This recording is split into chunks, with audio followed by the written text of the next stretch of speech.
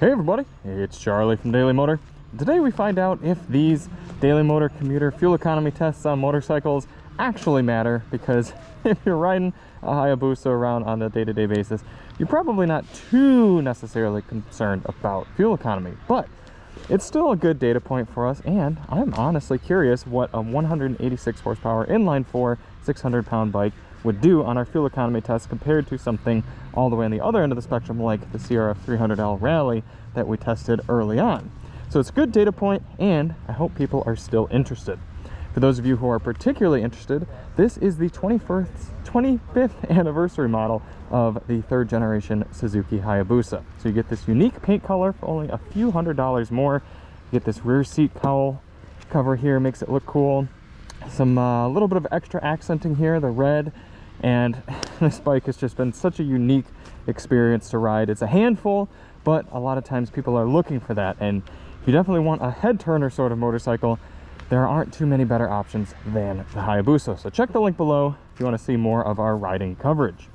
For a little bit of background on this test. In this test, we're going to head out and fill up at the gas station. We're going to go and do 41.5 miles specifically in mixed driving conditions. It's going to have some highway, some city type driving, some more aggressive type driving up and down a hill, some kind of 55-mile-an-hour cruising. It's going to sort of replicate what you might experience on a longer commute to or from a destination. And we're going to ride as maybe not an average Hayabusa rider would ride, but as your average kind of a motorcyclist would ride. So we're going to get up to speed at reasonable paces. We're going to stay within about 5 miles per hour of the posted speed limits, and we're going to kind of get up to a normal healthy gear and ride it at a medium, in the medium drive mode there. Mode B is what we've been spending time in on this bike. A little bit about the test today. The tire pressures have been set to their placard 42 psi front and rear, and that's cold. And the temperature outside right now is about 64 degrees Fahrenheit. And I am going to try to give a European or non-US spec conversion at the end of the video as well. If I forget, I apologize. I'll try to add it in post, but I know a lot of you are watching this from outside of the United States, and miles per gallon isn't super useful to you, so I'll try to add that in there. So without any further ado, let's get this thing over to the gas station, top it off, and get out on our test. So far throughout my riding, I've been getting somewhere in the mid to low 30s, pretty much in all sorts of riding situations. Looks like over the last 100 miles, 32.6. This is a pretty aerodynamic bike, so theoretically speaking, at higher speeds, you should still be getting pretty good fuel economy. But we're dealing with a lot of power, cylinders pumping around in there, and then obviously big tires get a lot of extra grip. Of course, with a high-powered motor like this, we're going to be running premium fuel. It says right there, 90 plus octane. All right, we are topped off and ready to ride. In the meantime, enjoy this time lapse of the entire trip.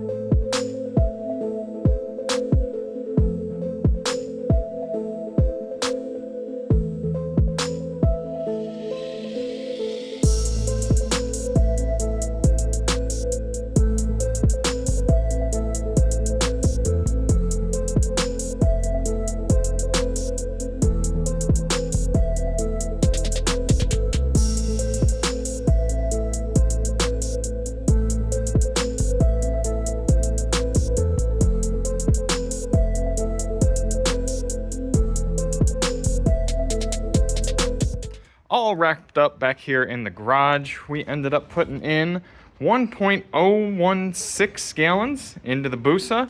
Divide that from the 41.5 miles traveled, and we're getting just a hair under 41 MPG for our final figure on the bike. Honestly, a little bit better than I expected for such a heavy bike. I mean, I suppose it is pretty aerodynamic and it's low geared, so it's just kind of crazy that in the motorcycle world, you can have 186 horsepower, one of the fastest bikes in the world, and you can still get 40 miles per gallon. If we take that 41 mile per gallon figure and multiply it by the 5.3 gallon fuel tank, we're getting an effective highway cruising range of just over 210 miles here on the 2024 Hayabusa. And for those of you viewing in regions where miles per gallon means nothing to you, we did the calculation at 5.7 liters per 100 kilometers. Next up is the BMW F850 GS. I'm actually heading out to do it right now. A Honda, if you're watching, sorry that there is a mattress topper on top of your NC750. That's going to be very interesting for fuel economy, because if there is ever a commuter sort of motorcycle, this is it. I just have some limited space to dry out this mattress topper after some of the rains here in California. But heading out to do this one right now, and I really don't know where this is going to come out to. I'm going to leave the bags on. Let's see, the V-Strom got about 50, the Transalp got about 50. I'm expecting about 50 in this one as well. But anyway, if you want to see more on the Busa, check the link below, and we'll see you on the next one. I'm Charlie from Daily Motor, and as always, ride on.